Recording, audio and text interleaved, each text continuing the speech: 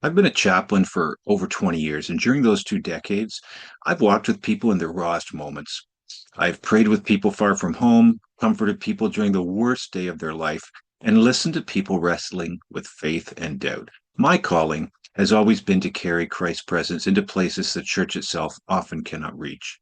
And yet, while my faith in Jesus remains steadfast, I cannot ignore the way that many, not all, institutional churches have drifted. Too often it has become a business, with leaders functioning like CEOs, congregations like consumers. Budgets and buildings seem to take precedence over souls in service. The church that once turned the world upside down now too often struggles to look different from the world it's called to serve. And this disquiet in me grew sharper with the recent death of Charlie Kirk and the striking, often unsettling responses it provoked. Few public figures of his generation wielded as much influence in shaping conversations about morality, politics, and culture as Charlie Kirk. He was unapologetic, controversial, and undeniably impactful. He energized millions, drew critics and followers alike into debate, and forced society to wrestle with questions of truth, morality, and freedom. Like him or loathe him, Charlie Kirk mattered, and his sudden absence left a void not only in political movements, but also in cultural conversations. And what surprised many was the breadth of mourning his death provoked. Those who followed his work were devastated, of course, but even some who had opposed him publicly paused to acknowledge his drive, his passion, and his humanity. Prominent voices across the spectrum expressed respect for his courage and energy, even if they disagreed with his convictions. And this is not a new phenomenon. History has shown us that the deaths of polarizing figures often reveal deeper truths about our societies.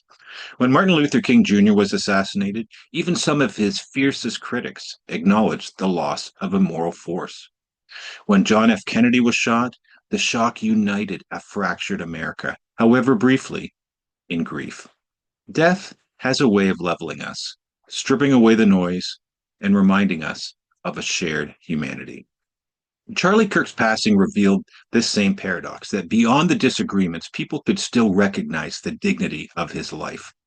But alongside the mourning came something darker. In the digital age where social media often becomes an unfiltered mirror of the human heart, some voices reveled in his death. They mocked, they jeered, they celebrated as if death itself were a political victory. This was not disagreement. This was dehumanization. And in that ugliness, something ancient was revealed, the reality of evil. The prophet Isaiah warned of such moral collapse in Isaiah 5:20, where he said, "Woe unto them that call evil good and good evil, that put darkness for light and light for darkness." When we celebrate death, when we mock grief, when we revel in cruelty, we cross a line that no decent society should cross. And history bears witness to these moments of moral testing. When Abraham Lincoln was assassinated, there were some who rejoiced in the South, but history judged them harshly. Their reaction revealed not strength, but bitterness, unmoored from morality. When Osama bin Laden was killed, public celebrations erupted in America. Yet many Christians and chaplains reminded people that rejoicing in death, even of an enemy, sits uneasily with the command of Scripture. In Proverbs 24:17, it says, "Rejoice not when thine enemy falleth, and let not thine heart be glad when he stumbleth." Death has always been a revealer. It unmasks what lies beneath our rhetoric. And Charlie Kirk's death unmasked both the compassion still present in our society and the cruelty that lurks in its shadows. And ironically, this very ugliness may serve as a wake up call. For many who had grown numb to debates about morality, the spectacle of people celebrating death was a shock. It stirred something deeper, a recognition that there are indeed lines that should not be crossed, that morality is not infinitely flexible, that good and evil are not merely matters of personal opinion. The Apostle Paul wrote that those even without the law chew the work of the law written in their hearts. Their conscience also bearing witness. In other words, there is a moral law etched into the human soul. We can suppress it, we can distort it, but when confronted with cruelty, most people instinctively know this is wrong. Yet as I watched these reactions, I could not help but lament the silence of much of the institutional church.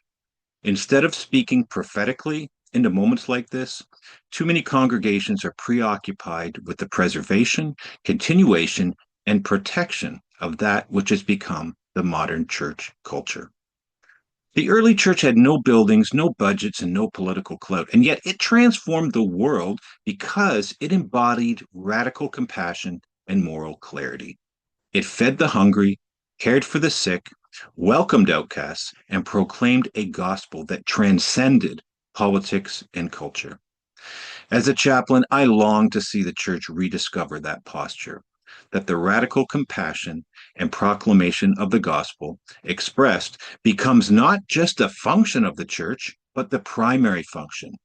That the money spent on radical compassion, feeding the hungry, caring for the sick, and welcoming outcasts exceeds money spent on building salaries and sound systems. And if the church can succeed in that, and there is still money left over for all of the modern trappings that they believe will help carry the message in a greater capacity, then that's great.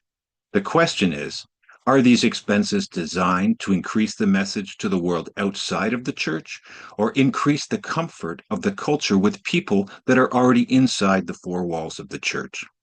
The world does not need more religious bureaucracy. It needs the presence of Christ, and it needs the kind of love that does not gloat in death, but weeps with those who weep. Jesus himself embodied this radical compassion. He ate with tax collectors who were despised by society. He touched lepers who were shunned. He protected a woman caught in adultery, telling her accusers, "He that is without sin among you, let him first cast a stone." And when his own enemies crucified him, he prayed, "Father, forgive them, for they know not what they do." This is the moral clarity and compassion the world longs for. It is also what the institutional church so often fails to model. We now find ourselves in what I might call the post Charlie Kirk world. His voice is gone, but the questions his life and death raised remain. How will we allow hatred to define us? Or will we?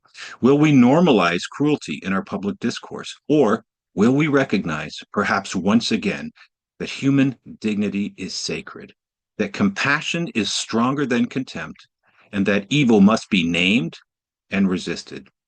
As a chaplain, I see this as a critical moment for North America. We cannot afford to drift further into moral numbness.